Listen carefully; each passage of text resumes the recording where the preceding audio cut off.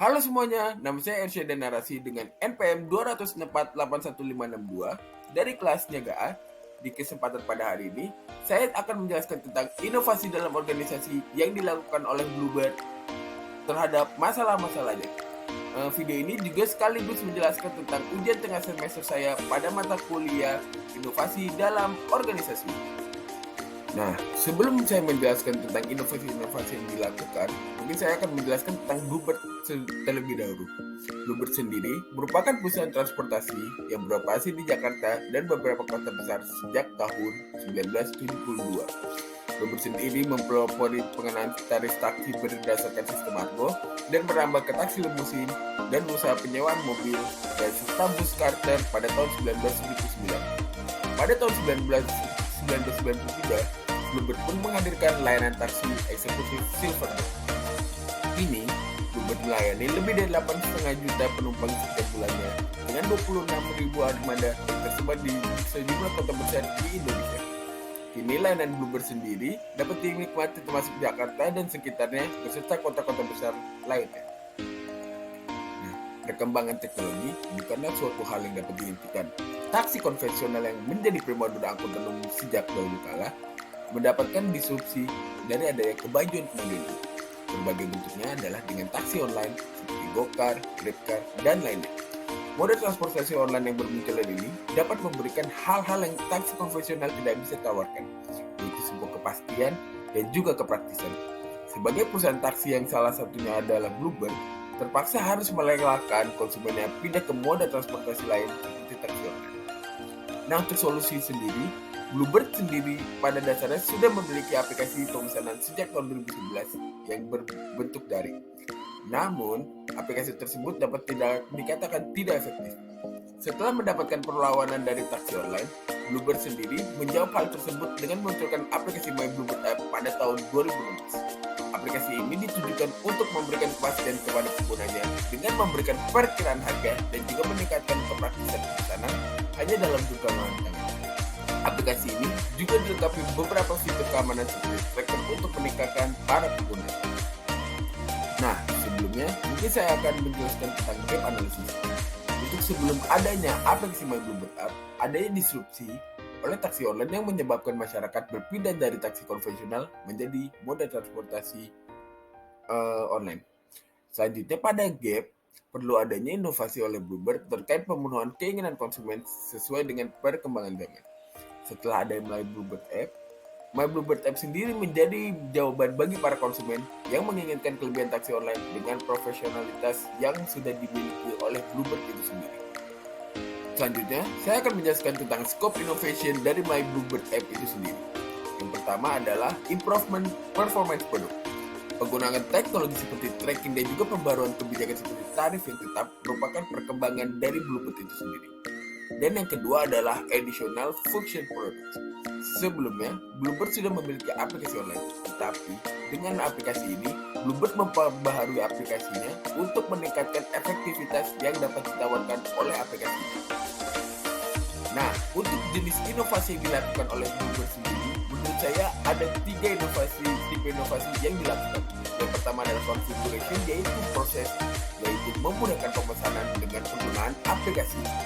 Kedua adalah offering pada produk sistem, yaitu konsumen tidak perlu lagi menggunakan cara konvensional dalam menggunakan produk-produk.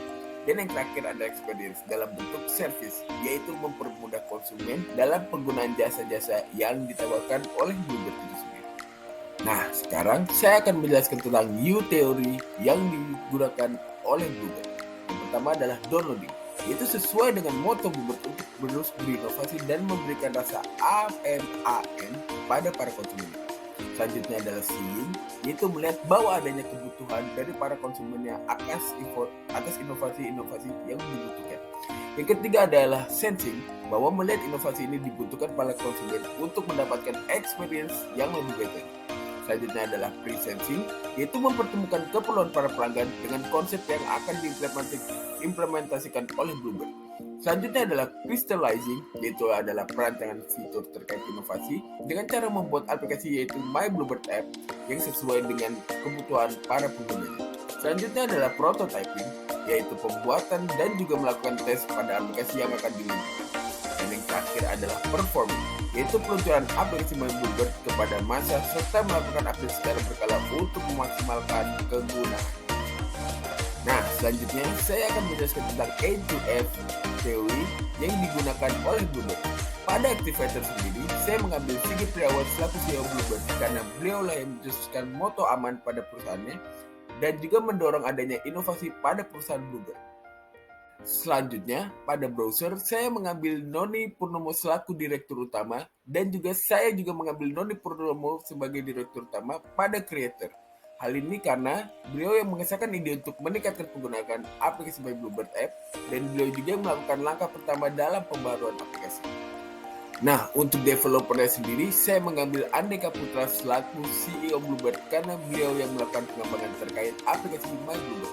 Pada eksekutor sendiri, saya mengambil Mediko Aswar selaku CEO Bluebird karena beliau yang melakukan pemasaran dan penyuluhan terkait aplikasi terbaru dari Bluebird. Nah, yang terakhir, pada fasilitator saya mengambil Sony Mayuvi selaku CFO Bluebird karena beliau yang mengurus keuangan dari Bluebird dan juga beliau sebagai tokoh yang mengurus pendanaan dari Bluebird itu sendiri.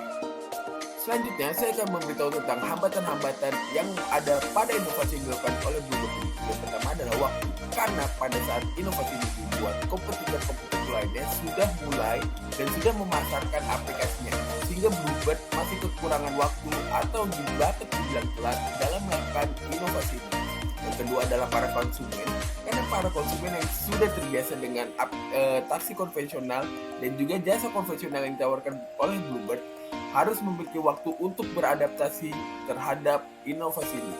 Dan yang terakhir adalah pekerja. Tidak dapat dipungkiri bahwa driver merupakan komponen paling penting dari Bluebird itu sendiri. Para driver harus dilatih dan juga harus beradaptasi terhadap inovasi ini agar dapat berjalan dengan baik. Nah, yang terakhir adalah dampak dari inovasi ini. Setelah kehadiran aplikasi My Bluebird App, jumlah pemesanan taksi Bluebird meningkat hingga 20%. Sebanyak 2.500 hingga 3.000 pemesanan per hari telah digunakan lewat aplikasi ini. Sejalan dengan peningkatan awareness aplikasi, angka ini mungkin akan meningkat di kemudian harinya. Berarti dapat dikatakan bahwa inovasi ini telah berhasil untuk meningkatkan jumlah pemesanan dari Bluebird itu sendiri. Oke, itu mungkin cukup dari saya. Terima kasih sudah menonton video ini. Mohon maaf jika ada kesalahan kata ataupun informasi yang saya berikan di video ini. Terima kasih sebesar-besarnya sudah menonton. Assalamualaikum warahmatullahi wabarakatuh.